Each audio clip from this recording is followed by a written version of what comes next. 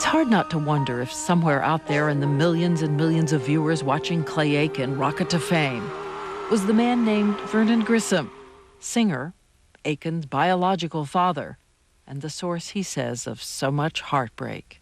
What's the worst thing he ever said to you? I think when he told me, he said I was a mistake. He didn't have anything to do with me being raised. But do you think he did the best he could do? Unfortunately, he probably did, but not for trying. I don't think he cared that much. Aiken says Grissom did care about his daughter, Deborah, Aiken's half-sister, but just not for his sensitive, different little boy. What was that like when you were with him? The routine was to drive to the video store near his house, pick up 3 or 4 movies for me to watch during the weekend while I sat on the couch and he was either away from home or back in his room asleep.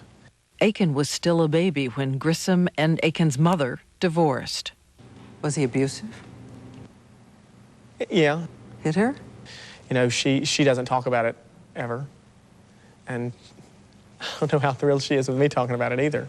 There are pictures of what he did to her. So, you know, I know it's true. In 1980, Grissom was charged with assaulting his wife. Aiken says he used to drink heavily. What's the thing he did to you that hurt the most? That hurt the most is his indifference. I mean, he's a racist. He drinks. What do you mean, a racist? Oh well, I mean in the classic term, you know, he's a racist.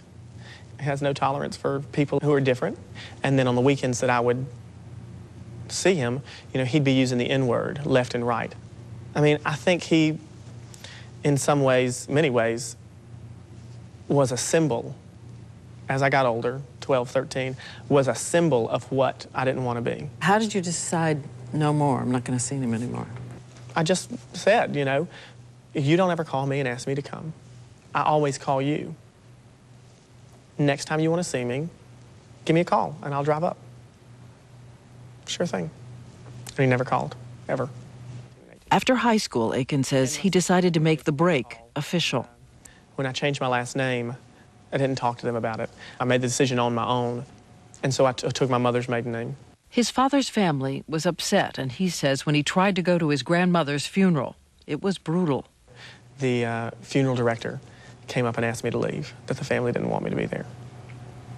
And this is part of the thick skin. You know something? I don't believe you have a thick skin. Do you not? When I'm not talking to you about it, I don't think about it. Heavenly Father, we and through it, his mother's family was there to support him, even support him through another blow. At one point, the half-sister he loved, Deborah, had called to talk to him. He worried she was angry at his name change, too. And I think I panicked, and so I didn't call her back. And that February, she committed suicide. Where were you when you heard? I was at school in Charlotte. And my mom said, your sister Deb,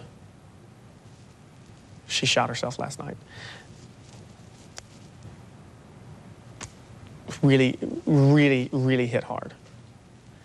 And I spent a long time convincing myself that it wasn't me. I wasn't the reason that Deb committed suicide. It has now been almost 10 years since Clay Aiken has spoken to his biological father, who did recently talk to a tabloid magazine. He's stopped drinking now, right? That's what I hear, yeah. So if he's a changed man and wants to tell you something about that time, then call me. He hasn't called at all. No. He just said it. He just said it in print. He called the Star, but he didn't call me. What would you most like to hear him say? I'd most like to hear him say, "I love you," and mean it. And I think that's the roadblock I'm at now, is not knowing if I could believe it if he said it. Today, the sun is rising. A celebrity, even back home, where he always goes to check in on his special autistic students. What I wanted to do was work with kids with behavioral and emotional handicaps. It's a puzzle, learning each child, because each child's different. I can't believe it!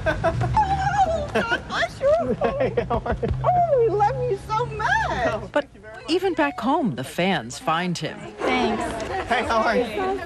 Some fans who believe they can say anything. We're glad to see you. Oh, thank you. And a lady came by and she said, I heard your songs on the internet, and I listened to Invisible, and it needs some work. Aiken's first album will hit the stores this week, and already it has huge momentum. In 1 month, his friendly competitor, American Idol winner Ruben Studdard, will have an album out too. I love you too.